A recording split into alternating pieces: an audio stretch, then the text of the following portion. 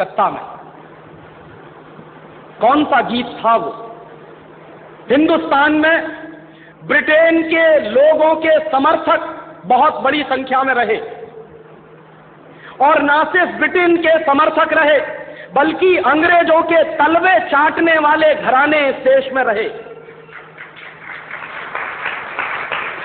अंग्रेजों की जी हजूरी करने वाले घराने इस देश में रहे, और जिन खानदानों ने अंग्रेजों के जितने ज्यादा तलवे चाटे, उन्हीं खानदानों का नाम इस देश में गर्व से लेते हैं लोग।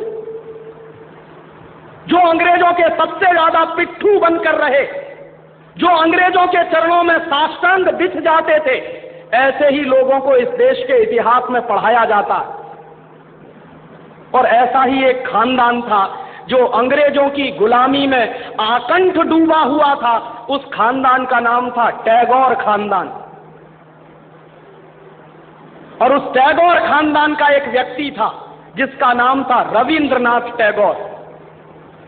उस रविंद्रनाथ टैगोर ने जॉर्ज पंचम के स्वागत के लिए एक गीत लिख दिया था।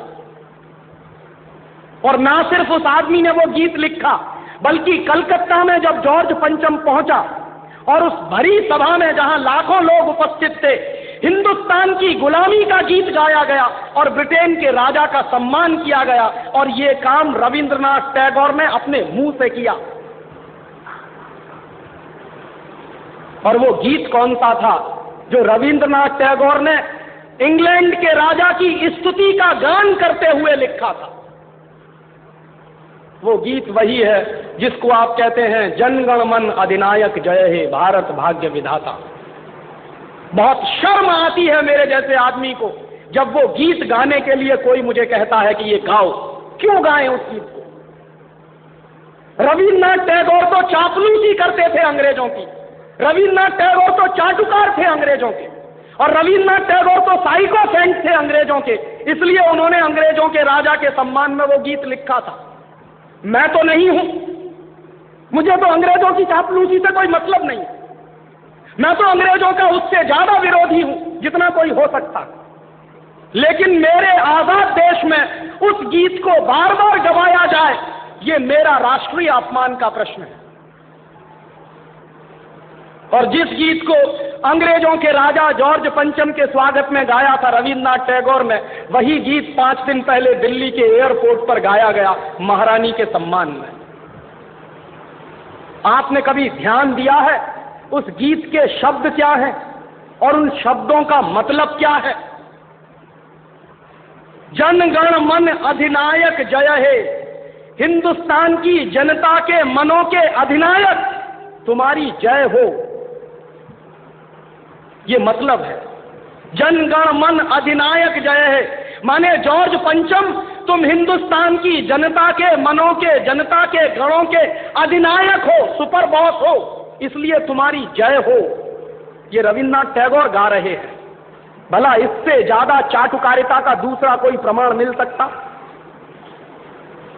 इससे ज्यादा साइकोफेंसी का दूसरा कोई प्रमाण आपको मिल सकता?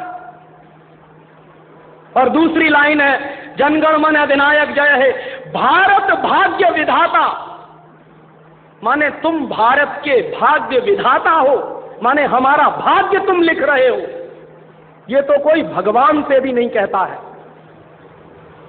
लेकिन रविन्द्रनाथ टैगोर ने तो हिंदुस्तान के साम्राज्यवादी राजा का प्रतीक जो जॉर्ज पंचम था, उसको भगवान से भी ऊपर रख दिया था कि तुम तो भारत के भाग्य विधाता हो। पंजाब सिंध गुजरात मराठा द्राविड़ उत्कल बंग, विंध्य हिमाचल यमुना गंगा, उच्छल जलधि तिरंग, तब शुभ नामे जागे तब शुभ आशीष मांगे। माने पंजाब सिंध गुजरात मराठा द्राविड़ उत्कल बंग, ये सारा हिंदुस्तानी इलाका तुम्हारे लिए आशीष मांग रहा है, तब शुभ आशीष मांगे। तुम्हारी भलाई की प्रार्थना कर रहा है।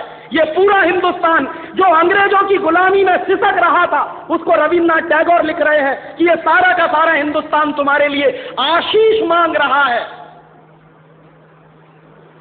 तब शुभ आशीष मांगे।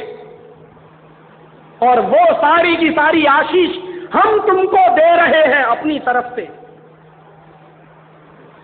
और अंत में जनगण मंगलदायक जय हे भारत भाग्य विधाता, वही भारत के भाग्य विधाता तुम्हारा मंगल हो, तुम्हारा कल्याण हो। माने जो हमको गुलाम बनाने के लिए आए हैं उनकी चाटुकारिता में कोई आदमी कितना बिक सकता है, इसका ये निकृष्ट नमूना है। और अंत में वो कह रहे हैं कि जय हे जय हे जय हे, माने तुम्हारी ही जय है, तुम्हारी ही जय है, तुम्हारी ही जय है। ऐसा गुलामी का प्रतीक गीत ये गुलामी के दिनों में गाया गया एक ऐसे हिंदुस्तानी की तरफ से जिसको शायद आप बड़े श्रद्धा की नजर से देखते हैं। और ये गीत जब गा दिया था उन्होंने और चरणों में बिछ गए थे रविंद्रनाथ टैगोर, तब अंग्रेजों ने उनको नोबेल प्राइज दिलवा दिया था पुरस्कार के रूप में। रविंद्रनाथ टैगोर को ऐसे ही नोबेल प्राइज नहीं मिला था। अंग्रेजों ने कुछ नियम बनाए थे, कुछ परंपराएं बनाई थी। और अंग्रेजों के नियम क्या थे? जो अंग्रेजों की जितनी ज्यादा चाटुकारिता करे, जो अंग्रेजों के जितने ज्यादा पैर चाटे, उसी को अंग्रेजी सरकार राय बहादुर का खिताब देती थी। उसी को अंग्रेजी सरकार हिंदुस्तान में और इंग्लैंड में नाइटहुड की पदवियां दिया करती थी। ऐसे ही लोगों को अंग्रेजों की तरफ से इनाम मिलते थे क्योंकि वो अंग्रेजों के चरण चाटते थे और हिंदुस्तान को गालियां देते थे। और ऐसे चरण चाटू लोग आपने नाम सुना है, हिंदुस्तान के राजाओं के दरबार में कुछ चारण और भाट हुआ करते थे। वो चारण और भाट क्या करते थे? राजा चाहे जितना गंदा हो, चाहे जितना बदमाश हो, चाहे जितना लफंगा हो, लुच्चा हो, वो चारण और भाट हमेशा राजा की प्रशंसा ही करते थे। बदले में राजा उनको कुछ इनाम बांटता था। ऐसे चारण भाटों का खानदान है ये टैगोर खानदान, जिन्होंने ये गीत लिखा है। और मेरा अंदर से रोम रोम कांप जाता है जब कोई मुझे कहता है कि राजीव भाई जनगण मन गाइए। क्यों गाएं? हिंदुस्तान का गीत नहीं है जनगण मन।